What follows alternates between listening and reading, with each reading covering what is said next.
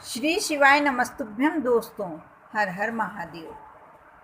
कई बार लोग ऐसा महसूस करते हैं कि काफ़ी परिश्रम और प्रयत्न के बाद भी हमें धन प्राप्त नहीं हो पा रहा, मनचाही सफलता नहीं मिल पा रही। कभी मेहनत के अनुसार हमको पैसे नहीं मिलते, तो कभी मनमाफिक नौकरी नहीं मिलती। व्यापारी हैं अगर, तो व्यापार में बरकत नहीं मिलती। यदि ये बातें छोड़ भी दें तो सब कुछ होने के बावजूद मानसिक शांति नहीं है, मन में धीरज नहीं है, पारिवारिक जीवन में उथल पुथल मची हुई है, नौकरी में अस्थिरता है या मन में बेचैनी घबराहट बनी रहती है। हो सकता है कि आपको अनावश्यक डर भी सताता हो। आखिर ऐसा क्यों होता है दोस्तों? कभी सोचा है आपने? क्या मालूम है क्या कारण हो सकते हैं, लेकिन इन सभी तरह की समस्याओं के समाधान के लिए हमने कुछ ऐसे उपाय बताए हैं इस वीडियो में, जो आपके दिलो दिमाग को तो शांत रखेंगे ही, लेकिन साथ ही आपकी प्रगति के द्वार खोलकर वो धन की कमी को भी दूर करेंगे। परिवार में आपकी फिर से खुशियाँ लौट आएंगी। आप भी इस वीडियो को शुरू से अंत तक देखें और देखें कि आपको ये छोटे छोटे उपाय करके कैसे आपका जीवन शांत और सुरक्षित हो जाता है। साथ ही कैसे आप पर लक्ष्मी मेहरबान होकर और धन की कमी आपके दरवाजे से दूर चली जाती है और धन का आगमन बढ़ जाता है। आप इसके लिए कुछ आपको विशेष नहीं करना। सुगंध तो वैसे भी बहुत सभी को अच्छी लगती है। अच्छी सुगंध से वैसे भी हमारा मन प्रफुल्लित हो जाता है, लेकिन इसी सुगंध का हमारे जीवन में बहुत महत्व होता है। सुगंध में भी यदि इत्र की सुगंध हो, इत्र की खुशबू हो, तो कहना ही क्या। ज़रूरी नहीं कि शरीर और कपड़ों पर सुगंध का इस्तेमाल करें। आप सुगंध के लिए घर में सुगंधित पौधे भी लगा सकते हैं। घर में गुड़, घी, गुग्गल और कपूर की सुगंध का इस्तेमाल करके आप घर के वास्तु दोष को तो दूर कर ही सकते हैं, साथ ही आपके मन को शांति का विस्तार भी कर सकते हैं। इस नियम को समझकर आप ये समझें कि जहाँ शांति होती है वहीं खुशहाली होती है।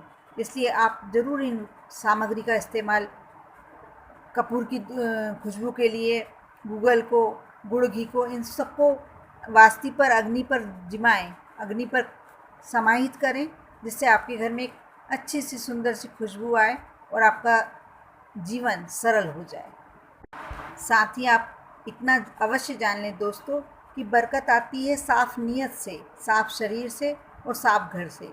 मन, शरीर और घर साफ सुथरा और स्वच्छ रहेगा तो घर में बरकत रहेगी। साफ नीयत के लिए दान दें, साफ शरीर के लिए पंच स्नान और व्रत करें, स्वच्छ घर के लिए समुद्री नमक से पोछा लगाएं और घर का अटाला घर से बाहर। यदि आप घर में बरकत चाहते हैं दोस्तों, तो आपको सप्ताह में एक बार, गुरुवार को छोड़ दें, आप पोछा ना लगाया करें भले ही, आप सप्ताह में एक बार समुद्री नमक से पोछा लगाएं। इससे घर में शांति रहती है, घर की सारी नकारात्मक ऊर्जा समाप्त होकर घर में झगड़े भी नहीं होते तथा लक्ष्मी का वास स्थायी बना रहता है। बरकत शब्द अर्थात वह शुभ स्थिति जिससे कोई चीज़ या चीज़ें इस मात्रा में उपलब्ध हो हमारे घर में कि उनसे आवश्यकताओं की पूर्ति होने के बाद भी वह बची रहे। अर्थात अन्न इतना हो कि घर के सदस्यों सहित अतिथि आएँ तो वह भी खा लें। धन इतना हो कि आवश्यकताओं की पूर्ति के बावजूद वह थोड़ा सा बचा रहे। उचित घर वह है जिसकी दिशा ईशान, उत्तर, वायव्य या पश्चिम में हो। यदि ऐसा नहीं है तो प्रतिदिन सुबह और शाम को कपूर जलाएं। घर के जिस हिस्से में वास्तु दोष हो वहाँ कपूर की एक डली रख दें। उस डली से सुगंध निकलती रहेगी और वहाँ का वातावरण ही बदल जाएगा। घर के सभी सदस्यों के सोने के स्थान पर उचित दिशा में होने चाहिए। घर में मोर पंख रखना चाहिए, इससे भी वास्तु दोष दूर होता है। माना जाता है घर के दक्षिण पूर्वी कोने में मोर का पंख लगाने से घर में बरकत बनी रहती है, और मोर पंख को घर के उत्तर पश्चिम कोने में रखें तो जहरीले जानवरों का भय भी नहीं रहता। अपनी जेब या डायरी में यदि मोर पंख रखते हैं तो राहु दोष से मुक्ति मिलती है। इस प्रकार बहुत छोटी छोटी बातें हैं जो आपके यहाँ बरकत को लाने में आपको आगे बढ़ाती है, आपका सहयोग देती है, आपका साथ देती है। आप यह कार्य करके अवश्य बरकत को अपने घर में स्थायी रूप से बसा सकते हैं। दोस्तों, आप ये छोटी छोटी बातें यदि ध्यान में रखते हैं तो आपके यहाँ बरकत हमेशा के लिए बन जाएगी। आप पशु पक्षियों को प्रतिदिन भोजन खिलाएं। घर में तैयार भोजन की प्रथम रोटी यदि आप गाय को खिलाते हैं और अंतिम रोटी कुत्ते के लिए रखते हैं, कुत्ते को देते हैं, और ये कार्य आप नित्य नियम से करते हैं, तो आपके घर बरकत हमेशा बनी रहती है। इसके अलावा आप प्रतिदिन पक्षियों, चींटियों के लिए भी भोजन पानी की व्यवस्था कर सकते हैं। आप पक्षियों के लिए छत पर या आपके यहाँ जहाँ भी आंगन में कुछ दाने अनाज के जो भी आप आसानी से डाल सकते हैं, अवश्य डालें। डालेंगे तो इसके कितने फ़ायदे होंगे, आपके यहाँ बरकत बनी रहेगी और साथ ही आपको पुण्य की प्राप्ति होगी। साथ ही थोड़ा सा आटा घी में सेक लें, उसके बाद उसमें शक्कर मिला लें, और जहाँ चींटियाँ दिखती हैं कोई से भी वृक्ष के नीचे, पीपल का वृक्ष, बरगद का वृक्ष, कोई से भी वृक्ष के नीचे आप यह आटा फैला दें। चींटियों के लिए भोजन पानी की व्यवस्था हो जाती है। आप इस प्रकार यदि चींटियों को भोजन देते हैं तो आप पुण्य के भागी तो होते ही हैं, साथ ही लक्ष्मी आपके यहाँ हमेशा के लिए विराजमान हो जाती है। लक्ष्मी माता की कृपा आप पर बनती है, क्योंकि कहा जाता है कि जो गाय, कुत्ते, पक्षियों के लिए और चींटियों के लिए अपने घर के अन्न से दाना निकालता है, अपने भाग में से यदि इन पक्षियों को, जानवरों को और चींटी, इन सब को यदि अपने घर से अनाज देता है तो उसका पुण्य हमेशा बढ़ता रहता है। साथ ही लक्ष्मी हमेशा उन ऐसे व्यक्तियों पर अपनी कृपा बनाए रखती है। कोशिश करें यह क्रम बंद ना हो। 43वें दिन आपके भाग्य के द्वार खुलना शुरू हो जाएंगे। आप कोशिश तो यही करें कि साल में 365 दिन ही आप ये कार्य करें, लेकिन 43 दिन तो आपको करना ही है यदि आपको आपके भाग्य उदय चाहिए तो। पशु पक्षियों को प्रतिदिन भोजन खिलाना सबसे बड़ा पुण्य माना गया है। इसमें भी हिंदू धर्म में गाय, कौवे, कुत्ते, चींटी, अन्य पशु पक्षियों को अपेक्षा में अधिक महत्व दिया गया है। लेकिन जब आप आटा सेक के चींटियों के लिए वृक्ष के नीचे डाल के आते हैं तो आप यह अवश्य ध्यान रखें कि आप ऐसी जगह ना डालें जहां कुत्ते आसपास मौजूद हों, क्योंकि क्या होता है कि वह आटा देखकर या घी की खुशबू से कुत्ते आ जाते हैं, और कुत्ते यदि उस जगह में खा लेते हैं तो अपने को दोष लगता है।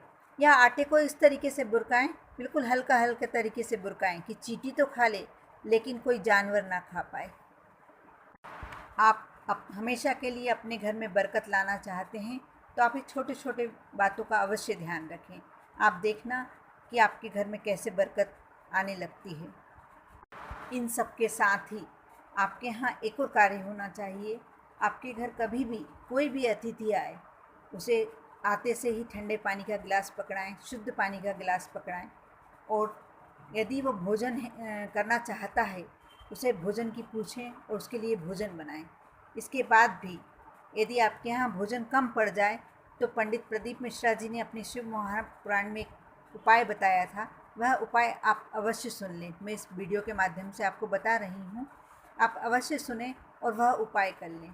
देखना आपके यहाँ भोजन कम कभी नहीं पड़ेगा। आपने अपने अतिथियों के लिए आतिथ्य को ग्रहण करके यदि भोजन बनाया है और आपको लग रहा है कि हो सकता है कि कम पड़ जाएगा, तो इसके लिए आप एक जल का लोटा लें, फिर विश्वनाथ और अन्नपूर्णा माँ का नाम लेकर उस पर घी का दिया, यानी दिए में घी भर दें और रख दें। आप देखेंगे कि आपको वह भोजन कभी कम नहीं पड़ सकता। आप इस उपाय को अवश्य करें। यदि आपके सामने ऐसी कोई परेशानी आ रही है, किसी दिन आपके सामने ऐसी कोई समस्या आ रही है, तो आप ये उपाय ज़रूर करें, करके देखें। प्राचीन समय में अतिथि को भगवान का रूप बोला जाता था, भगवान का दर्जा दिया जाता था, किंतु आज का समय ऐसा हो गया है कि अतिथि आते देखकर ही हमारे घर में समस्या जैसी लगने लगती है, लेकिन ये हमारे लिए बिल्कुल गलत है।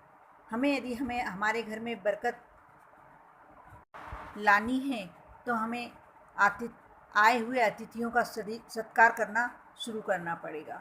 इसलिए आप भी इन छोटी छोटी बातों का ध्यान दीजिए, ध्यान रखिए और करिए। जो उपाय बताए गए हैं वह अवश्य करिए। आप देखना आपके घर में कैसे बरकत आने लगेगी, आप पर और आपके पूरे परिवार पर।